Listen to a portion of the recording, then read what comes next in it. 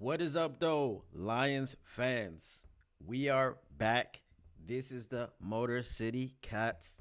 We are back at it. Came to give you stats and none of the static. Whatever you do, make sure you keep your Lions news pragmatic. I'm in a good mood today, man. I'm feeling good. I'm looking good. Fresh out the barber. You know what I'm saying? Looking good. Feeling good. Know what I mean? That's an inside joke.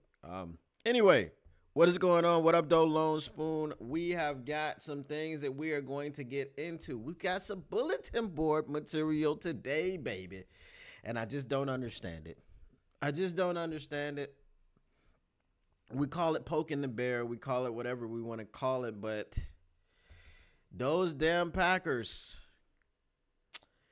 We got some things to talk about. We're gonna get some Matthew Stafford slander up in here. It's not even really slander, to be quite honest with you. It's not slander. It's the truth. It's not libel. It's not slandered. It is the truth, the whole truth, nothing but the truth. So help me God. We're gonna get into all that. We're gonna give you some injury updates and all that. Lions news and rumors. We're gonna be talking about the clinching game. How can the Detroit Lions clinch the NFC North and the NFC 1 seed all pretty much at the same time? We're going to talk about all those things, and we're going to get into that right now. So the first thing that we're going to talk about is the clinching scenario. There are, as you know, some difficulties that we are having, and we're not talking about the injuries. We're not talking about records, losing games, none of that. Because, we're 11-1. We've got the best record in the NFL. But there's still this nagging, a few nagging things. I'm gonna list off these nagging things right now in order of, importance, in order of level of nagging, right? In order of annoyance. Philadelphia Eagles, number 1 annoyance. Minnesota Vikings, number 2 annoyance. Green Bay Packers, number 3 annoyance. But you know what? The Green Bay Packers are not going to be an annoyance for us after Thursday if we handle business and do what we're supposed to do, because we don't need any help with that. We just need to beat them. They're coming in our house. They're talking choppy, talking smack. So because all of that is happening, all we need to do is take care of business on Thursday night. And that'll get one of those things out of the way. But here it is. We're going to talk about the clinching scenarios. As I mentioned, all of those teams are on our heels. Yes, okay, tailor-made. We have the best record in the NFC. Is that better? All right. As we mentioned, all those teams are on our heels. So here are the clinching scenarios. All right. So we have in the NFC, we have the Lions 11-1, the Eagles 10-2, the Seahawks 7-6, the Falcons 6-6, the Vikings 10-2, the Packers 9-3, and the Commanders 7-5. That is 1 through 7 of the order right now, okay? So the Lions are the number 1 seed. The Eagles number 2, Seahawks number 3, Falcons number 4, Vikings number 5, Packers number 6, Commanders number 7. Now you might say, well, why are the Eagles, or why are the Vikings trailing the Seahawks and the Falcons? Because obviously the Vikings have better records than the Seahawks and the Falcons. But the reason that they're trailing the Seahawks and the Falcons is because the Seahawks are leading the NFC West right now, and the Falcons are somehow leading the NFC South. I don't know how they're doing it, but they're doing it. Okay, but I don't think they'll be in the lead much longer, right? All right, so for Week 14. Here are the scenarios. The Lions have to start this week out by beating the Packers on Thursday night and get themselves to 12-1, which is what we expect to happen. Okay? As for everyone else, some miracles have to happen. Okay, now we're talking about week 14, which is what we're going into. Clinching all this stuff in week 14. Miracles have to happen. Crazy how we could be 12-1 and the miracles have to happen for us to get the number 1 seed as fast as possible. That's just all right. The Falcons have to beat the Vikings. That would be a miracle, especially with the way the Falcons are playing right now. I'm gonna tell you what. It's not rumors. It's just it's momentum. Steam is picking up. Questions are being asked. Kirk Cousins, you ready to play? You want to sit on the bench for the rest of the season? Let us know, Kirk, because you can't go out and throw 4 interceptions. You can't do that. You can't. All right. Now we got Michael Penix over here. Now, see, here's the thing. Michael Penix might not last but for 2 games because we know his injury history. I'm just saying, I'm not wishing anything on the young man, but we know his injury history. And if you don't know, while he was at Indiana and Washington, he had 4 season-ending injuries. Now, he played 6 years, okay? He played at Washington, I believe, a couple years. But at Indiana, yes, he was the quarterback of Indiana. Maybe you didn't know that because he had 4 season-ending injuries at Indiana. Now, generally, a college player will play for 4 years maximum, and he played 4 years, and each of the years that he played, he had a season-ending injury. Now, he had, I guess those other 2 years were for, medical eligibility because he missed so much time due to those injuries. Okay, but that's neither here nor there. So the Falcons beating the Vikings would be a miracle. However, I would venture to say that it wouldn't be a miracle because Kirk Cousins used to play for the Minnesota Vikings. And while it wouldn't be a revenge game because the Vikings didn't necessarily jettison Kirk Cousins decided to leave. And maybe he was upset with the fans and whatever, okay? All I do know is that Kevin O'Connell, the head coach of the Minnesota Vikings, wanted Kirk Cousins to return. There was the Achilles injury that he suffered last season with the Vikings, and maybe in the negotiations he wasn't able to secure the bag that he wanted to secure because we know that Kirk Cousins is tremendous at securing the bag. He is the bag man. When it comes to NFL quarterbacks, he is the bag man. He gets the money. He gets fully guaranteed contracts. He gets the money no matter what you want to say about his play on the field. He is an excellent negotiator. He is the greatest of all time quarterback when it comes to negotiating. All right. Taylor May says a lot of folks in Atlanta are calling for the youngster. I get it. I mean, it's what you do as a fan base. You overreact. Okay? Unless you are the New York Giants and you're watching Daniel Jones out there. We know what happened with that. But so that's the Falcons' path to beating the Vikings. Kirk Cousins definitely wants to wipe away that 4 interception showing that he had, and he definitely wants to do it against his former team. Obviously, he wants to play well. Can he get too far into his own head because of this? I don't know, but I just think that Kirk Cousins, not a revenge game, but we saw what Jerry Jeudy did last night against his former team. That was a revenge game, right?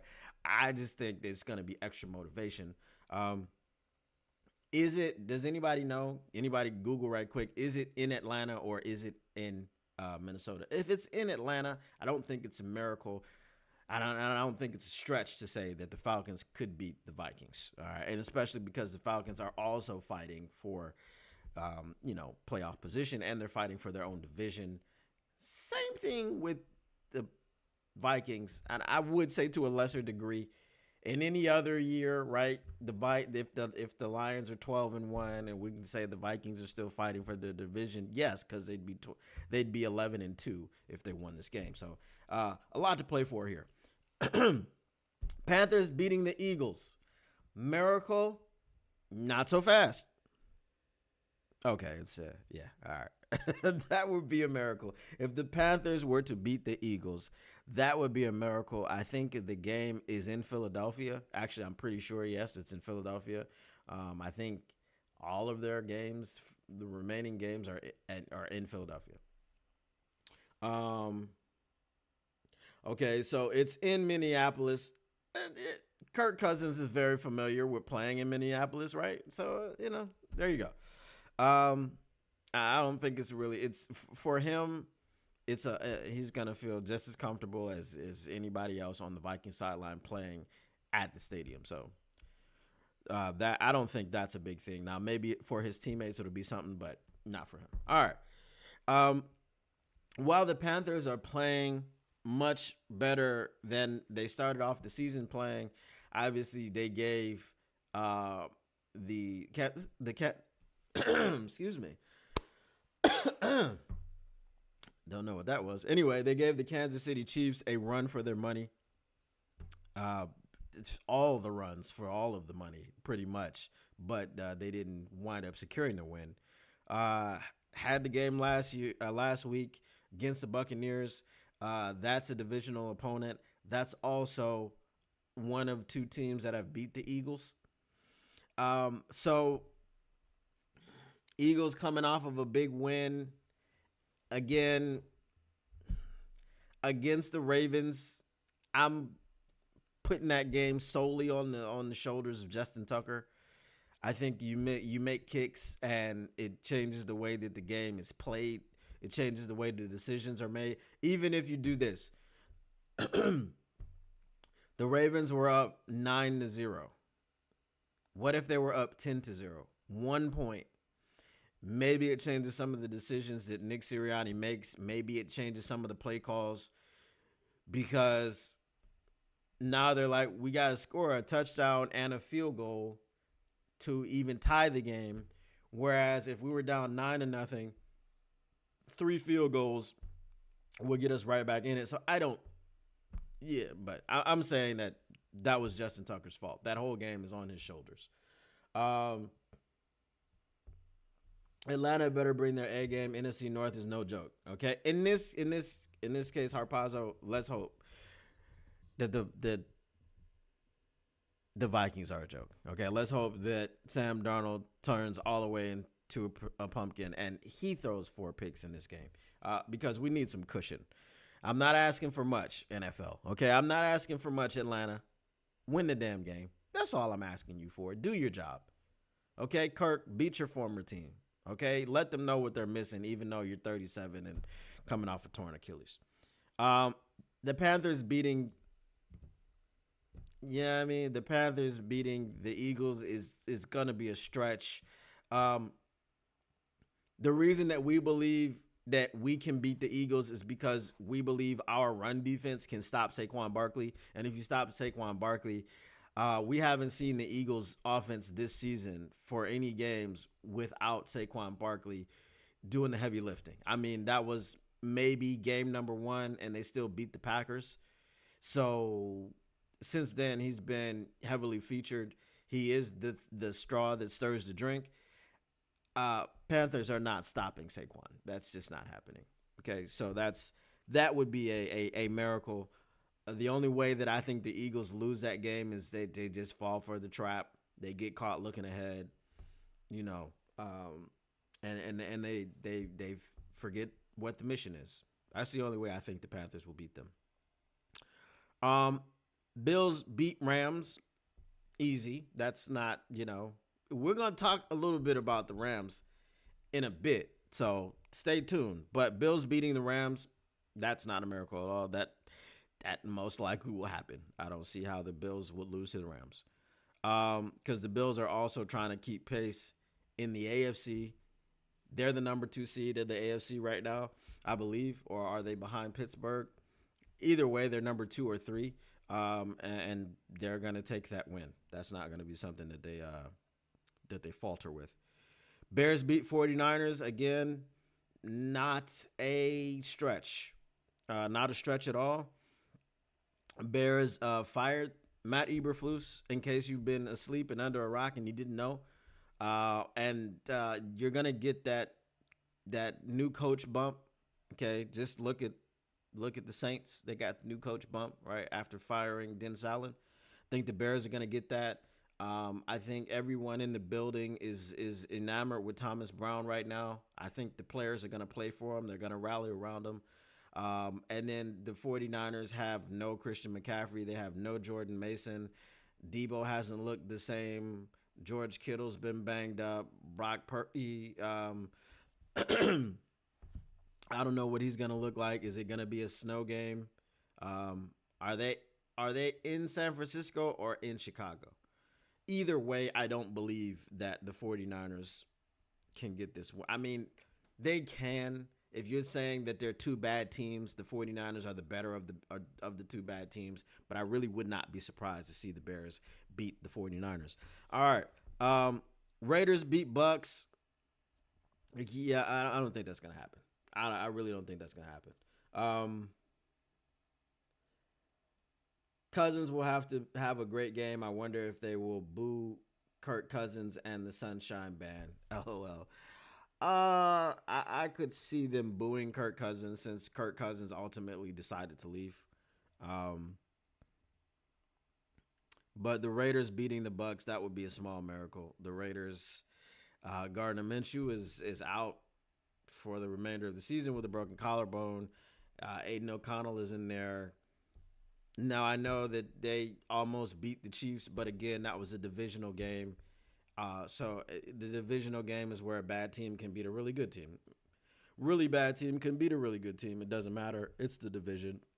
And as I always say about the division, and I want you guys to get comfortable with this statement, we know you, we hate you, we want to end your season, or we want to ruin your season. We know you, we hate you, we want to ruin your season.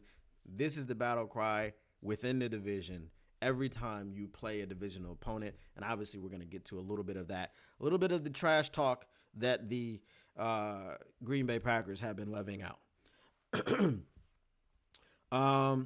Cardinals beat Seahawks. Not a miracle. Cardinals just lost to the Minnesota Vikings in a game where they should have won. I think they missed 2 field goals in that situation. The same way Justin Tucker failed his team. The Cardinals kicker failed his team. They lost in the waning seconds of the game by 1 point to a team that they had led for almost the entirety of the game. Cardinals should have won that game. So now Cardinals and the Seahawks are at the top of the NFC West. Seahawks are number 1. Cardinals are number 2, but I think they're 6-6. So they're in a, what are they in, a 2-way tie? They're in a tie with the Rams. I don't know if they've beat the Rams. They probably have beat the Rams this season. So I would say that the Cardinals are number 2 in the NFC West, right on the heels of the Seahawks. If the Cardinals were to beat the Seahawks, they would both be 7-6. And I think then the Cardinals would take over number 1 in that division. So that is not a miracle. The only miracle I see here would be the Panthers having to beat the Eagles for us to clinch the number 1 seed in the NFC North, and the Raiders beating the Bucks. Again, I don't give much credence to the Bucks almost losing to the Panthers last week because, again, what is it? In the division, we know you, we hate you, we want to ruin your season. Okay? That's it. Harpazzo says, for sure, 49ers have fallen apart and maybe the Lions will start a fire under their ass. I don't think so. I don't think the 49ers, you may believe in yourselves, but they understand they don't really have a real shot. So, yeah, we're going to get to that. We're going to get to that, Harpazzo. Yes, Gino's got him at 7-5. That is correct. So all of these things have to happen. Here's what the playoff picture looks like. Okay, so that's for week 14. So now Lions, if we're going into week 15, if all those things happen, the Lions are 12-1. The Eagles are 10-3. The Falcons are 7-6. Okay. The Cardinals are 7-6. The Vikings are 10-3. The Packers are 9-4, and the Commanders are 8-5. So if those things happen, the Seahawks will fall all the way out of the top 7.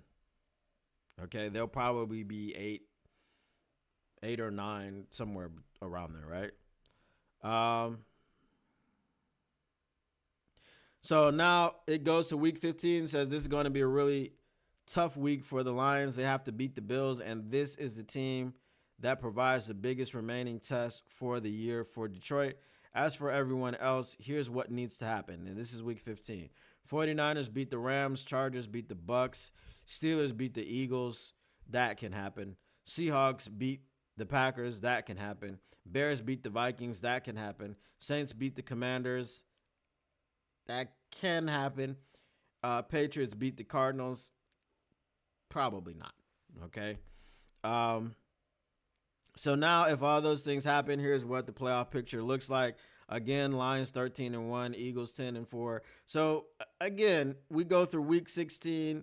We go through week. So week 16 would be the one. Okay. If all those things happen, the Lions have it clinched because no team will be able to catch them. The most anyone could get is 13 wins. Here's the playoff picture, what the playoff picture looks like. So by week 16, if the Lions are 14-1, okay, and the Eagles are 10-5, you see what we're getting at here? You see how difficult it's gonna be to clinch the 1 seed, bruh. It's gonna be tough. And it's not like the Lions can't do it. It's just because we need so much help. How are you 14-1 needing help?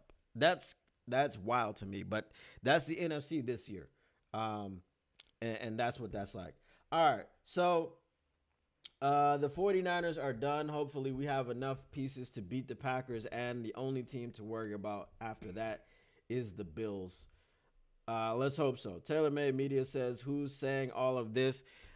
This is an article from A to Z Sports, TaylorMade. This is about how the Lions would be able to clinch the number 1 seed and the fastest way. So right now, they currently cannot clinch the number 1 seed until week 16.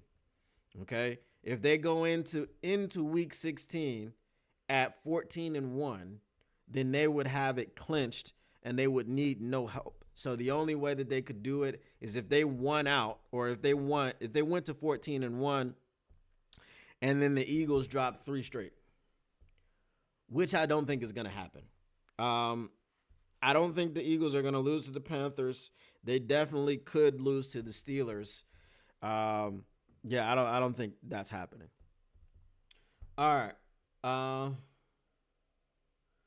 That's what they're saying. If you're 14-1, why would you need any help? We would need help because of the records of the Philadelphia Eagles, the Minnesota Vikings, and the Green Bay Packers. All right.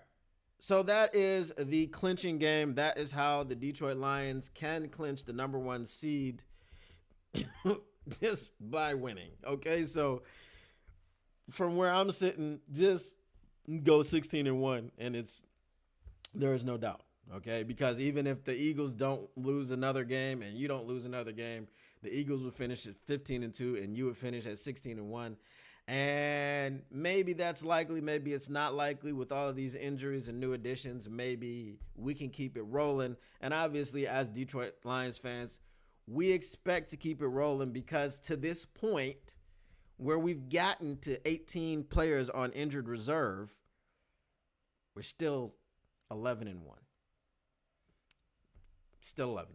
Okay, so obviously we expect our Detroit Lions to win. All right, let's get to these punk-ass Green Bay Packers. All right, so Harpazo says that tight end Tucker Kraft said if he can get hands on Kirby Joseph, he will. In other words, he wants to hurt Kirby. Green Bay is just adding fuel to the fire. Okay, and that's what we wanted to touch on. So let's go back a little bit.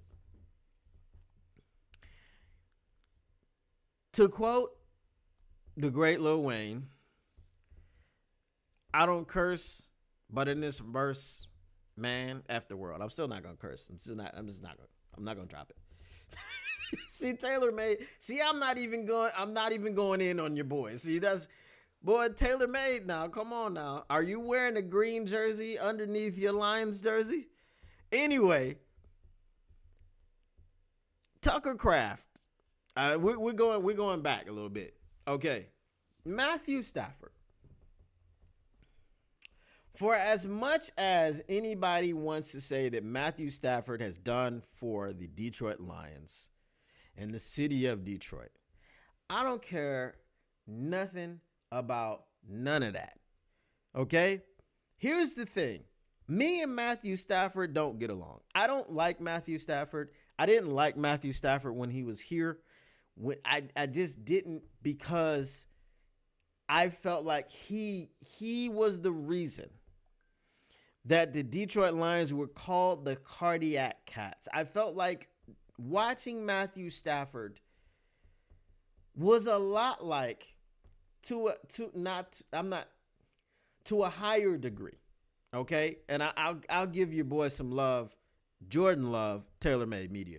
To a higher degree, watching Matthew Stafford was like watching Jordan Love.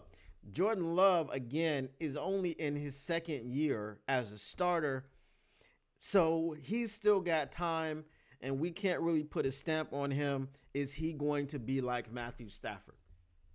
Matthew Stafford, before winning a Super Bowl, leaving the Detroit Lions to go to the Los Angeles Rams and win a Super Bowl, was the king of the comeback, and he was also the king of the throw the pick six when you're trying to come back. He was also the king of the let me turn the football over, get strip sacked, fumble, whatever. Again, I go back to this, and I haven't checked the stats, but it is the only I've only seen this one time in the history. All right. I lost some viewers, so I guess they don't like my Stafford take. All right.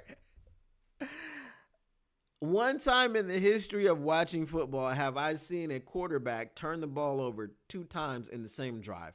Now, how does that happen? No, it wasn't overturned by a penalty. No. If you go back to the 2014 team and we were playing the Dallas Cowboys, on the last drive, Matthew Stafford threw an interception, which got then stripped during the return, and then the Detroit Lions recovered, and then in the ensuing drive, because I'm going to say it was the same drive, even though ball changed hands, Dallas's offense never came on the field, so the defense stayed on the field, the Lions offense stayed on the field, and then on 4th down, when you needed a play, Matthew Stafford got strip sacked to end the game. All right. He was also the king of let me make sure my stats are good, don't care if we lose. Yes, that's why we called him Stat Padford. This man has now planted a seed in Detroit. A rotten tree has grown from out of the soil and is bearing rotten fruit. Okay? Remember when Matthew Stafford during the playoffs threw a hospital ball to Tyler Higbee? Okay? Led him over the middle right into Kirby Joseph.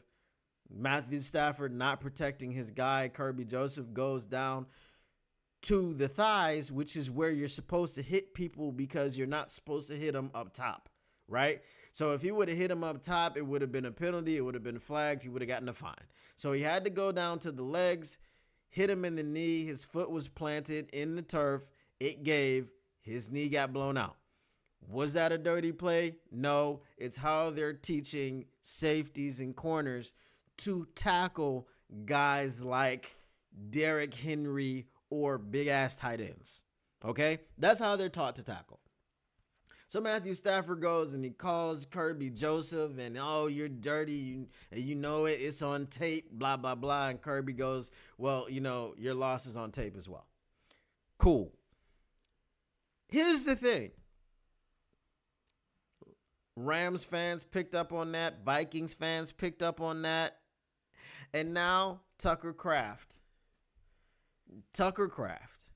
is using the narrative to provide the Detroit Lions with bulletin board material. Now, he didn't go as far as to call Kirby Joseph dirty. He said, oh, he took out some of my brothers, and I think about that, and blah, blah, blah. Look, bro, again, as we said, this is how DBs are tackling tight ends, right? This is how DBs are tackling fullbacks. This is how DBs are tackling Derrick Henry-sized running backs. Motown Mitch, what up, though? Says, can't chat in class, but we'll stay on just to give you whatever it gives with people in the chat. All right, I appreciate you, Motown Mitch. So this is how DBs, man, are tackling people. The NFL, if you didn't know Tucker Kraft, has done things to try to protect you and your brothers, okay? So when you come across the middle, you are not getting obliterated, right? And having concussions and all of these things. This is what the NFL is asking them to do. Kirby Joseph isn't dirty. He hit He hit TJ Hutchinson, same way, knee went out. Okay, now he's dirty. He hit Tyler Higbee, knee went out, now he's dirty. I guess everybody he hits, he injures, right? Oh, wait, but that's not true. So now Tucker Kraft is like, oh, if I get a chance to get hands on him, like this fake tough guy stuff, bro. Why are you when Kirby Joseph was asked, and this is how you handle it. When Kirby Joseph was asked on a podcast with Destroying, the guy that was the kicker in college, and they told him this was before NIL. He had a podcast and he was making like tons of money on YouTube. And they said, you can't do that while you're playing Division I athletics. So he chose the podcast over play. And he's making tons of money, right? So now he's on a podcast. He's called Kicking It with D, I think. So Kirby Joseph was on this podcast. They asked him about Caleb Williams. He said, what do you think of the young, or are you going to get a pick, whatever? He said, I'll see him when I see him. He didn't provide the Bears with any bulletin board material, and he did almost pick off 2 of Caleb's passes. But, almost doesn't count unless it's hand grenades and horseshoes. And we're not playing any of those, or I should say either of those. So now Tucker Kraft is just giving bulletin board material, basically insinuating that he's going to be going after Kirby in a manner outside of playing football. If I get my chance to get hands on him, what are you going to do, Tucker? What does that mean? If I get a chance to get hands on him, what you going to do? You going to punch him? You going to choke him out? You going to break something? What are you going to do, Tucker? Okay, so you left it open trying to be a tough guy. Like Kirby Joseph wasn't even thinking about you, okay? But now I hope that Jordan Love does throw him specifically 2, okay? 2 to Kirby Joseph, multiple. Because you know what Kirby Joseph loves doing other than anything else? He loves to make Packers quarterbacks his sons. He did it to Aaron Rodgers. He did it to Kirby Joseph. To Jordan Love last game. Got his first pick 6 ever, okay? Not high school, not college, not pros. That was his first ever pick 6. Jordan Love threw it to him. Okay? Made him his son. Now on the other side of the football, this guy Taylor Made says never heard of Tucker Craft, heard of Robert Kraft though. This guy. Let me take my hat off.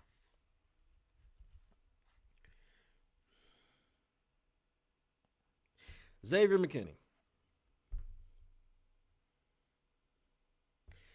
Xavier McKinney, bro.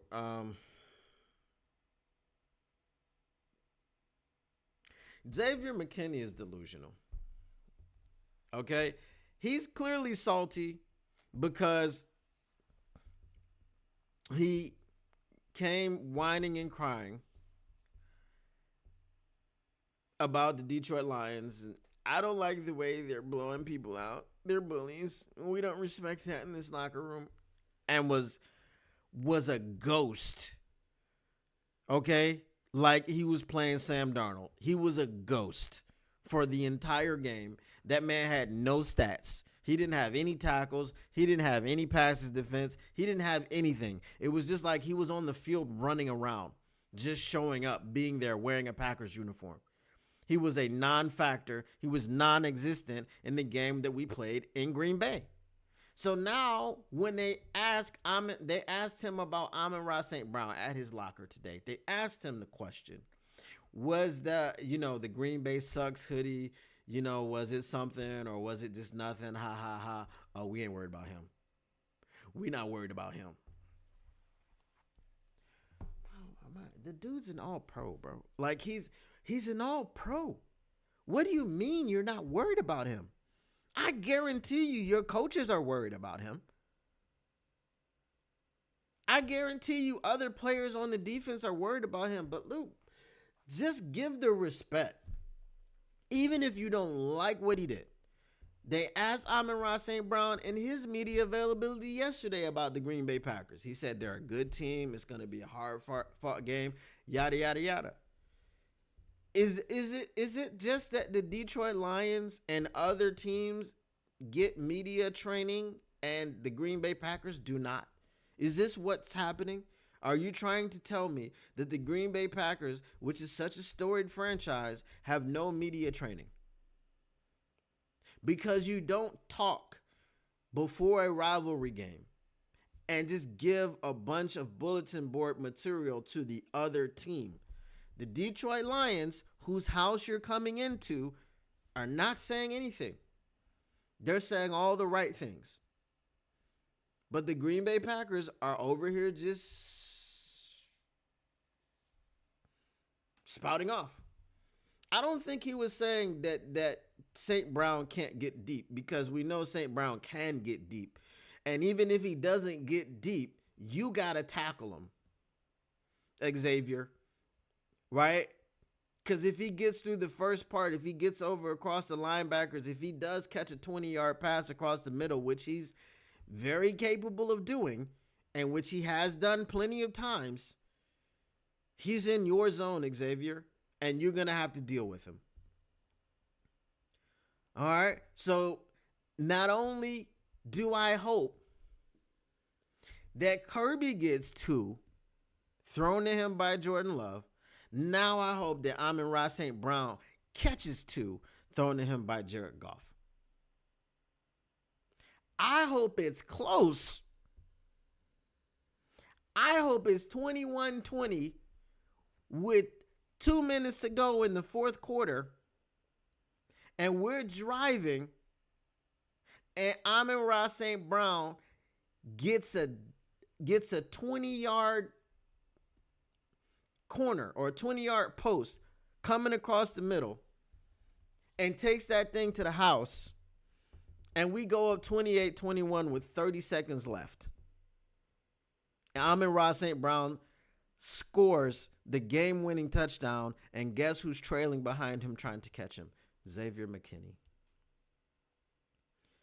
Because while Xavier McKinney is a very good safety,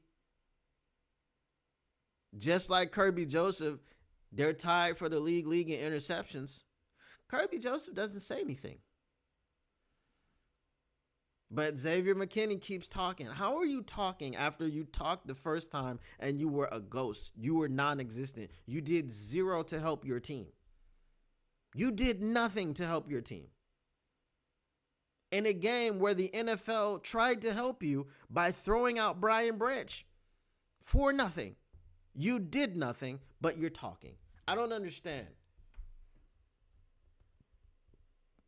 We don't want the game that close, Lone Spoon, but again, I don't call for blowouts in divisional games. Why? Because we know you, we hate you, and we want to ruin your season. That's the rule. That's the rule. We don't want the games to be that close. We don't want to be sitting on the edges of our seats. We want to just chill. It's a divisional game. The Detroit Lions got to have it. The Green Bay Packers got to have it. And we want to just, sit back and kick our feet up. But I just don't think that's the way it's going to be. I just don't. And you guys will get my opinions on how I think the game is going to go. Easy has confirmed he'll be on the show tomorrow. I don't want to keep doing the game breakdowns on Wednesday. I think that's dumb. But, obviously because the game is on Thursday. But next week we'll try to figure something else out. I don't think he can't really come on Fridays. Fridays are busy days for him. But I don't know. We'll have to see what happens. So, the Green Bay Packers, man, I get it, okay? The last 6 times that we've played this team, they've won 1. I understand. Maybe they just don't know how to deal with this newfound success of the Detroit Lions. Handle it with class. That's all I'm asking you to do. Handle it with class. Because what other reason do they stick microphones in your face and put you on camera but to try to catch you up? Right? They try to trip you up and then boom, it's bulletin board material. But see, you guys are just making it easy because you're giving us bulletin board material. There's no the media is not misleading you. You're answering questions in a dumb manner, which you shouldn't be answering them in. The Pack is 9-3. I get that. And we're 11-1. All right. I'm not saying they're a bad team or anything of that nature. But what I'm saying is one of those L's in that 3L category is to the Detroit Lions. One of our L's, the only L is not to the Green Bay Packers. All right. And we don't want them to put another L in our column. Okay, because that one L that we got in our column is enough for the entire year. You heard it. That's enough for the entire year. We gotta get to 16-1 to ensure that we get that number 1 seed. All right. So let's look at some of the injuries that one thing, Taylor May, I don't ever disrespect the divisional opponent, even the Bears. Okay, I didn't disrespect the Bears. Okay, I didn't think I understood that the Bears were better than their record, and I understood that the Bears were going to give us a better game than a lot of people were saying. Just because a team in 12 games has only won 4 of them, they're in your division. We know you, we hate you, and we want to end your season, and that's just the rule. That is the rule. It's always been the rule. It always will be the rule. Until that rule changes, I will never change my stance on a divisional opponent, right? We could be 15-0, and we could play a Bears team that's 0-15. And while I do expect us to win and go to 16-0, I don't expect for the Bears to lay down. There is no Jordan Love hate. There is no hate. I just understand what he is, and I want other people to understand it. He is a gunslinger who doesn't take care of the football, and that is problematic at the quarterback position. Why did Josh Allen has accolades and no championships? Because Josh Allen was doing similar things. Josh Allen is just a better quarterback than Jordan Love.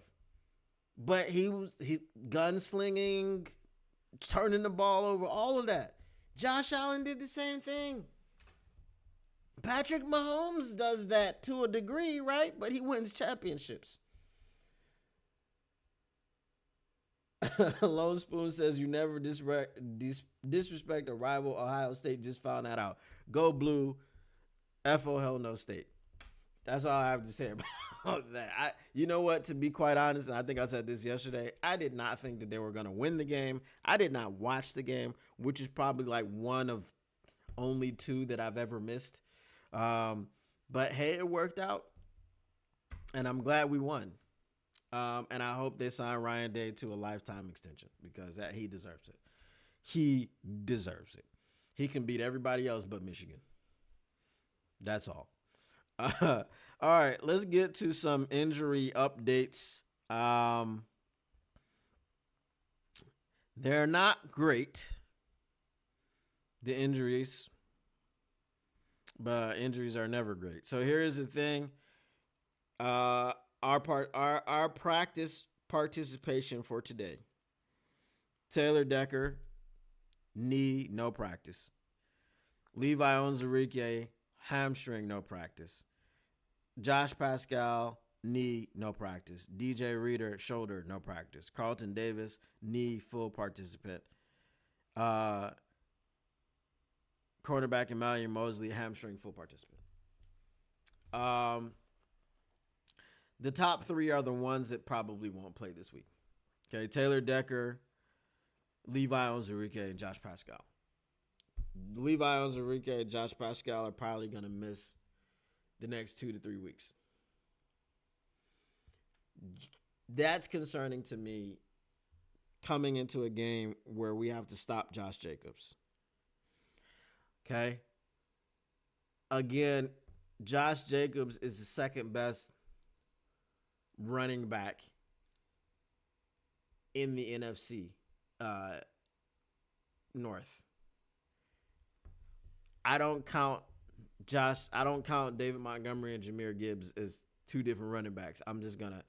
That's our tandem, and we use them interchangeably, and we use them in a way where I don't even say that it's running back by committee. Sonic and Knuckles, I just feel like it's just one backfield. You know what I mean? If that makes sense. Because obviously running back by committee is one backfield, but you understand there is you're not bringing in Jahmyr Gibbs to give David Montgomery a rest. You're not bringing in David Montgomery to give Jahmyr Gibbs a rest. There is a specific way they bring them in, and we know that they're going to get an equal amount of touches every game. It's not going to be a huge difference except for when Monty got injured, so Jahmyr had to take over the game. Yeah. So Pat O'Connor, but this is the thing. Yes, he'll make some stops. When I talked about us getting back to our identity and being able to stop the run consistently, well, part of that was getting Josh Pascal back. Now that Josh Pascal is probably not going to be playing in this game, they're probably going to feature Josh Jacobs a little bit more. I know he was on the injury report, so maybe it'll be something similar like last time we played them. He's dealing with something, and he'll be effective for a while, and then he'll have to come out of the game. I don't know. But I do think that AG will have everybody ready to go. I do expect us to stop the run. I don't expect there to be too much of a drop-off. We know Zadarius Smith plays the run very well. Like you said, Pat O'Connor is in there. Now, DJ Reader has said he's going to play. He has said this. He has a shoulder injury. And we know about what Dan Campbell cares about. What if the pack runs right at who? Pat O'Connor? I mean, I would expect the pack to run right at Pat O'Connor because he's the backup. He's the backup to the backup. Pat O'Connor's the backup to the backup. We have so many injuries.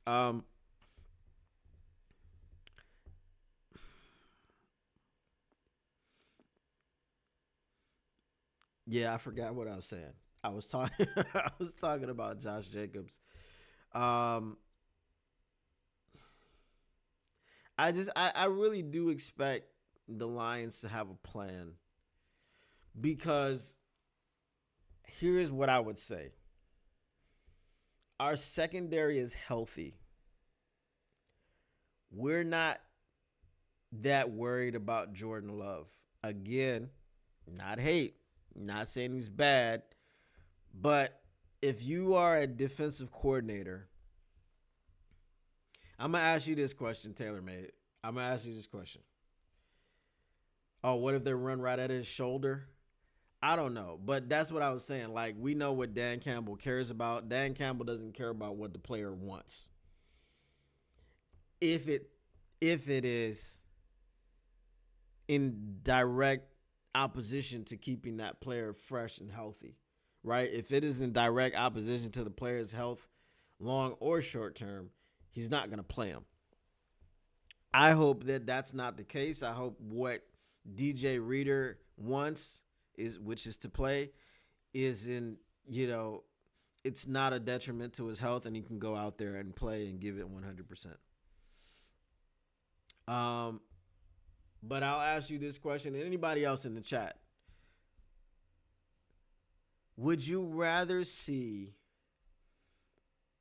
the Green Bay Packers run up and down the field with Josh Jacobs, which opens up other things, but they just run up and down the field with Josh Jacobs? And let's say this is a crazy number that I'm going to throw out that I don't think would ever happen. Let's say Josh Jacobs rushes for 200 yards and Jordan Love throws for 50 yards. Would you rather switch the numbers?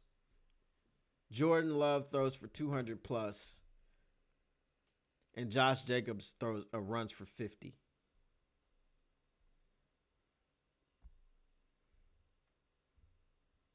Which one would you rather have? I'm gonna go with Jordan Love every single time.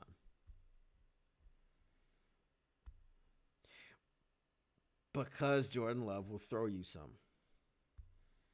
Right? You might pick off one, but he's going to make an attempt to throw you 2 or 3. And if he makes an attempt to throw you 2 or 3, you could get 2, you could get 3.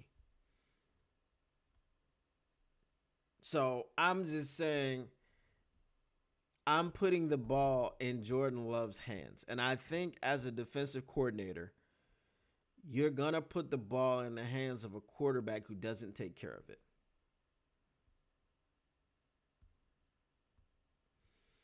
If they're empty, well, okay. So that's, Jalone Spoon says, if they're empty calories, meaning they don't score touchdowns, I take Jacobs. Well, that's another reason I take Love, because there's more potential for empty calories.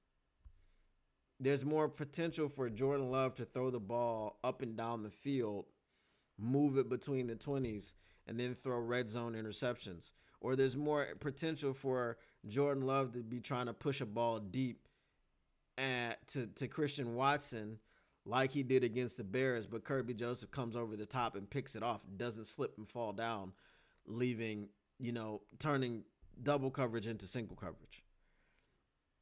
Any quarterback that doesn't take care of the football, if I'm a defensive coordinator, I want that ball in his hands, because the more times that he throws it against my defense, the more times he's going to throw it to my defense. Josh Jacobs is not a fumbler.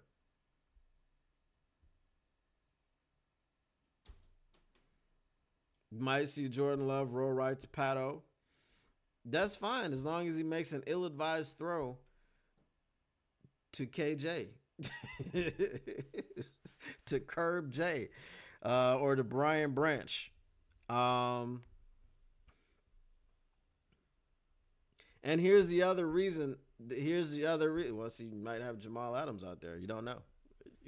But here's the other reason that we look at Jordan Love, because Jordan Love has a weakness, and that's throwing interceptions. He's going to be throwing into our strength, which is our secondary. Right now, the strength of our defense is our secondary. Our corners are healthy. Our safeties are healthy.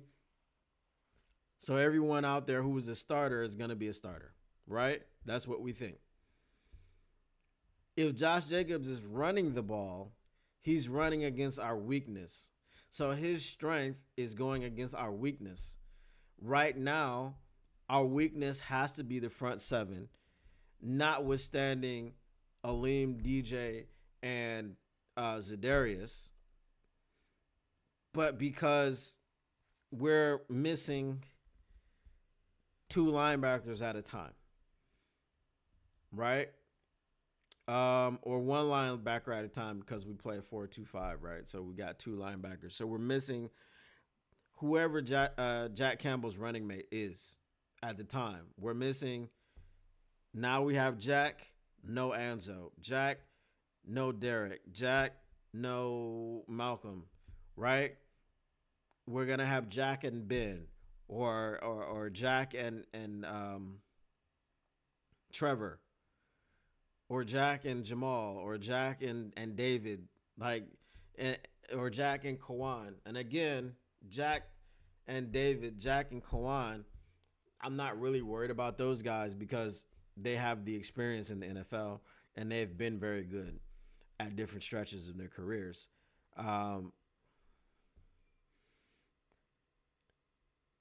But also, okay, as I'm talking myself into this, right? If you have Jack and David, you're not worried. If you have Jack and Kawan, you're not worried. If you have, if Jamal's out there, okay, I don't know how much of a basically off-ball linebacker you're going to make him, right? I think he's going to be more of a blitzer, more of a pass rusher type of person. And I would think that you would go to a 4-3 at least when you have him, in the game. I think you would get out of your base nickel. But if you have the three of DJ Reader, Aleem McNeil, and Za'Darius Smith, I think you're good stopping the run. If you have Jack Campbell out there, who is, what is he, fifth most in run stuffs in the league. He's leading the team in tackles, right? So if you've got him out there and then you've got David Long is good against the run. Yeah, you're kind of just missing Josh Pascal. And obviously Josh Pascal is going to seal the edge and set it.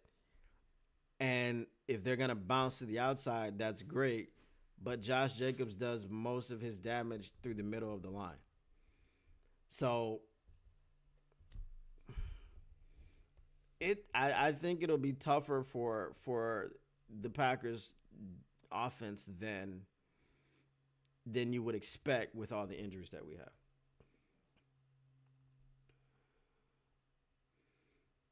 Yes, Jack Campbell, I believe, is fifth. He's got 40 run stuffs. Lone Spoon 77 says we may need to run a heavy box and force Love to throw, but Jacobs hasn't done much the last few games we played him to make me worry about. I mean, he had 95 yards in the last game.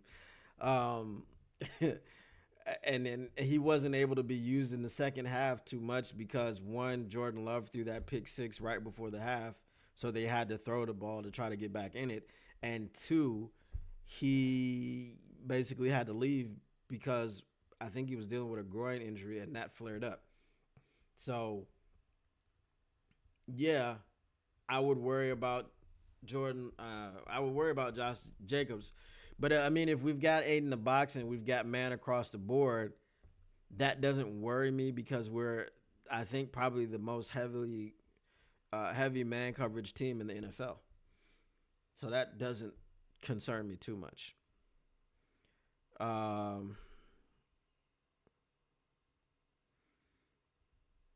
Yeah, so now that I'm thinking about it, right? Because, this is why you talk out your problems, right?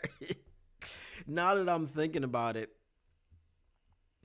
I think our defense is going to and remember we do have those practice squad guys. Um, what's the dude's name? Miles Morales? No, it's not Miles Morales. I'm joking. The dude that we signed off the Seahawks practice squad had a pretty damn good game against us. Now, why is he on the practice squad? Probably because you have Leonard Williams over there, and you have who is the rookie? The rookie defensive tackle that they have, Brian Murphy, right? So maybe this is, he had a problem cracking the roster with those guys on it. But I don't know. I mean, he played against us. He did rather well. So,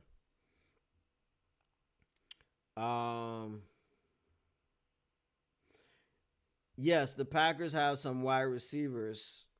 You stick A in the box and it's man. But even though their wide receivers are elite, look at the matchups. Let's say you put Amik Robertson on Jaden Reed. I think he can stick with him. We know that Terrion Arnold is going to be sticky in coverage on whoever you put him on. I mean, are any of the Packers wide receivers better than Marvin Harrison Jr.? I would say no, right? So you stuck Terrion on Marvin Harrison Jr., and he was not effective. Whenever they went to Terrion and he was on Marvin Harrison, it was like 50% completion percentage, and I think 11 snaps. I think he was 5 for 6 or something like that, so a little bit less than, or 5 for 11. So 6 incompletions, and I think he had like 50 yards or something like that. It just wasn't an impressive stat line that Marvin Harrison was held to when he was on Terrion Arnold. We know that Carlton Davis is going to stick with his receiver. So if you put Carlton Davis on Christian Watson, can he cover him? Yes. Also, Christian Watson has problems dropping with drops. So that just leaves Romeo Doubs and who? Right? Romeo Doubs, and it's either going to be Romeo on Carlton or Romeo on Terrion. Right? So I would say that they're not completely erased, right? Terrion is still not getting his head around really for the ball, with the consistency that I would like to see, and we'll probably have to wait until next season. That's probably something that he'll have to work on in the offseason and training camp and all that. But yeah, I'm not scared of the outside guys. So then you've got Dontavian Wicks, who will probably be covered by Brian Branch. Right? Now, we did see Brian Branch kind of make a mistake. Well, not kind of. He did make a mistake in coverage last week when he was on DJ Moore, and that cost us a touchdown. I think Brian Branch is going to learn from his mistake and be better in coverage this week. So I think we match up very well against the Packers receiving corps, whether it's man coverage or not. Yeah, I know who the Packers wide receivers are, tailor-made. This is my job. Stick with me. I know the team.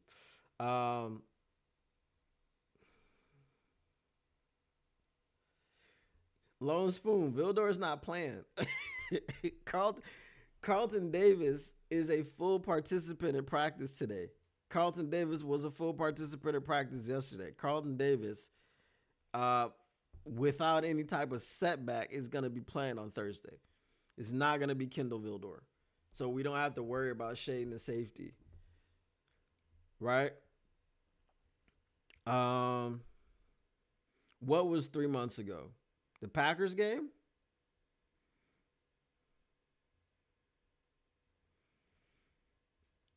Yeah, the Packers, like I said, we match up well with their receivers. I'm not like terrified of anybody.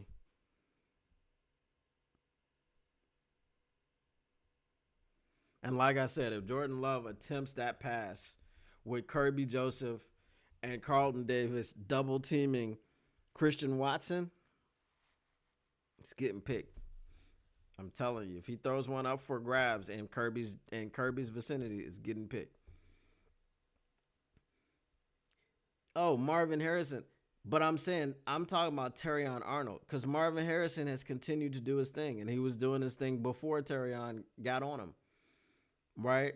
So I'm saying Terrion Arnold locking down Marvin Harrison was the point I was making, and obviously Terrion Arnold has gotten better, right?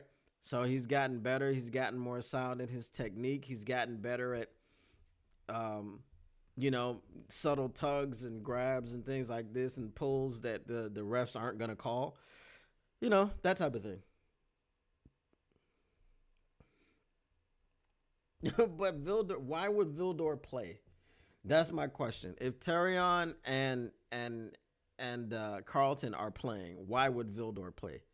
Maybe in spot duty, but I don't think Vildor is playing. And then we heard Emmanuel Mosley. Hopefully that guy doesn't get hurt again. But he was a full participant in practice today with whatever hamstring injury that cropped up a couple hours or an hour or a few minutes before the game, because he injured it in warm-ups against the Bears on Thanksgiving. Don't be afraid. I don't think Vildor plays. All right, so the question is, say the Packers go 3 or 4 wide, you can't stick 8 in the box. No, if you're going 3 or 4 wide, you can't stick 8 in the box. That's true. But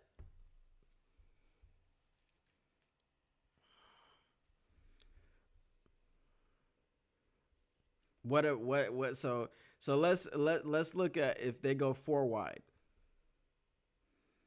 Okay?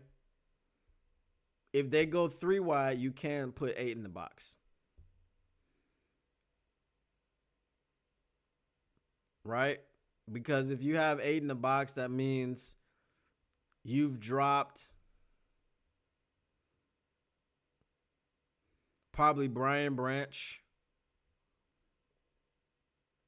And so in coverage, you would have Terrion, Amik, and Carlton.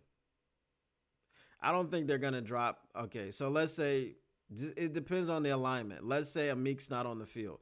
So now in coverage, you have Terrion, Kirby, and Carlton. Are you fine with that coverage alignment? I am. If you spread out the Lions' defense, yeah, you have to deal with it.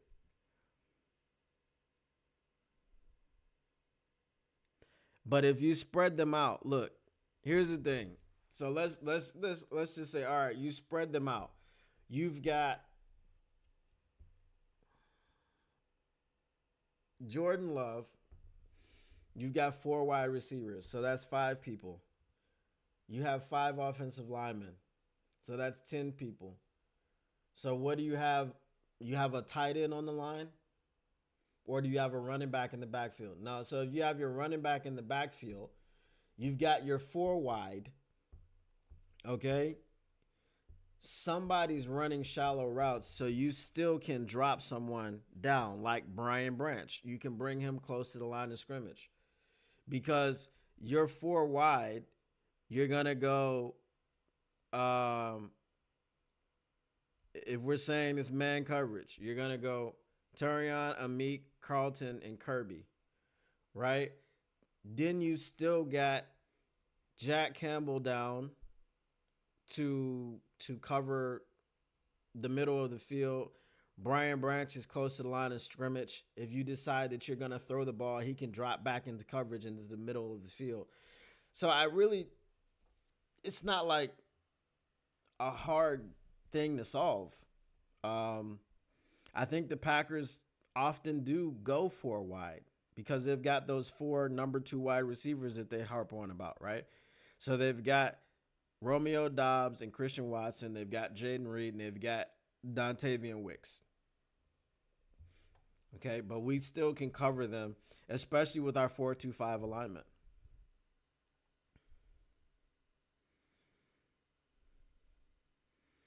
Right. If they're 4 wide, Branch is going to drop down. If it's Branch that's dropping down, I'm not so worried about the run anyway. Exactly. Right? And even if Branch doesn't drop down to the line of scrimmage, even if he doesn't, right? Guess who else is already there? Jack Campbell. Right? Jack Campbell is the leading tackler. So I'm not particularly worried about, what they're doing, what their scheme is. Listen, Aaron Glenn has a lot of experience against Matt LaFleur and his scheme. Okay, this is year number 4. This is going to be matchup number 8. I think we're okay. Jacobs in the backfield with 3 wide. I send him in motion. Now what? You blitzing who? Well, you don't have to blitz. And if you are blitzing in that situation, you're blitzing Brian Branch or you're blitzing Jamal Adams, whoever's on the field. But who's filling in coverage? One of the linebackers. So you're going to have Jack Campbell covering Brian Jacobs. Or you're going to have David Long covering Jacobs. Or you're going to have whoever is the linebacker there. That's what I'm saying. You don't need a blitz. But even if you do blitz, you do have someone covering a short route for a running back. And it's not going to – if you're blitzing, this short route is going to be the thing that he throws. And if he wants to do one of those Jordan Love specials and just toss the ball up in the air off of his back foot, I'm saying – you do have a weak side, but it also it depends on where is he lined up, right? Because you're gonna roll coverage to wherever. So let's say Jack Campbell is gonna be the one in coverage, so you're gonna roll Jack Campbell to be in an alignment. Let's say you put Josh Jacobs in motion, and he's rolling he's motioning to the right. Okay, well, that's where Jack Campbell or David Long is going so that they can cover him. You know what I mean? So I don't think that, like, the spread, because that's not even really a true spread offense. But as I said, I'm confident in AG and his ability to game plan against Matt LaFleur and his scheme. The only thing, like I said yesterday, the only thing that they did differently last year in the second game when they came to Ford Field and beat us by 7 points was that they got the ball out and they got 4 turnovers from us. That's it. They got the ball out very quickly, and we gave them 4 turnovers. We gave them 4 extra drives.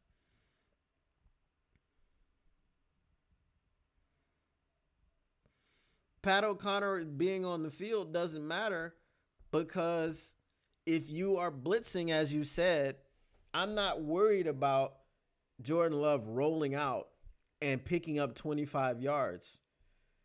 Because one thing you're doing is, if you are pulling Josh Jacobs out of the backfield, there's nobody in there for blitz pickup.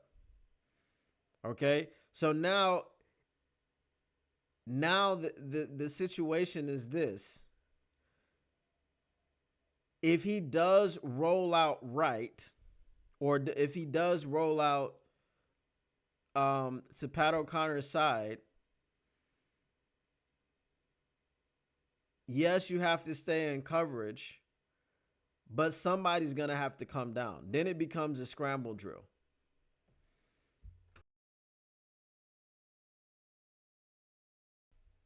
Here's what you have to remember in the scramble drill, because here's what AG is going to tell them in the scramble drill.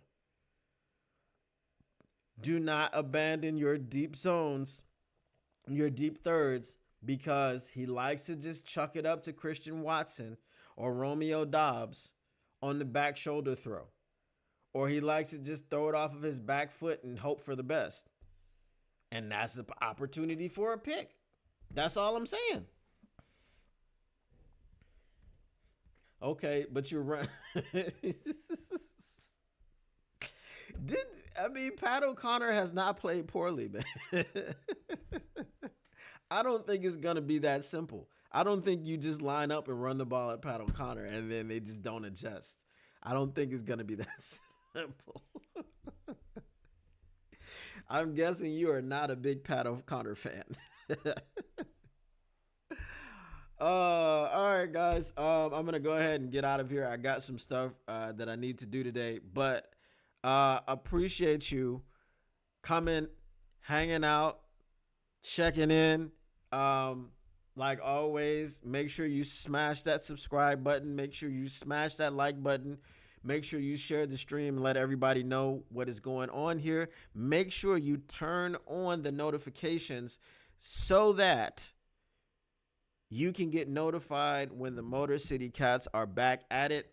Also, if you guys want to support the channel, we can't be monetized until I get to 1,000 subscribers, but you can go ahead and hit the link in the description to buy me a coffee. You do not have to do any of these things, but if that is your bag and you like to do that and show the support monetarily, you can by clicking the link in the description, buying me a coffee, and all of these things. Come back tomorrow, same time. We will have Easy of the Woodward Heavyweights, Speak Easy Sports on Twitter or X, right? So yeah, make sure you clear your schedule and you tap in. We will be breaking down or previewing. I always say breaking down, but breaking down what we expect. But we will be previewing the Packers-Lions game on Thursday Night Football on Amazon Prime. So make sure you come through and check that out. Much love, much appreciation for all of you. As always, Motor City Cats are back at it. You can give you stats, not static. And I cannot tell you what to do. But if you want to listen to my suggestion, make sure you keep your Lions news pragmatic.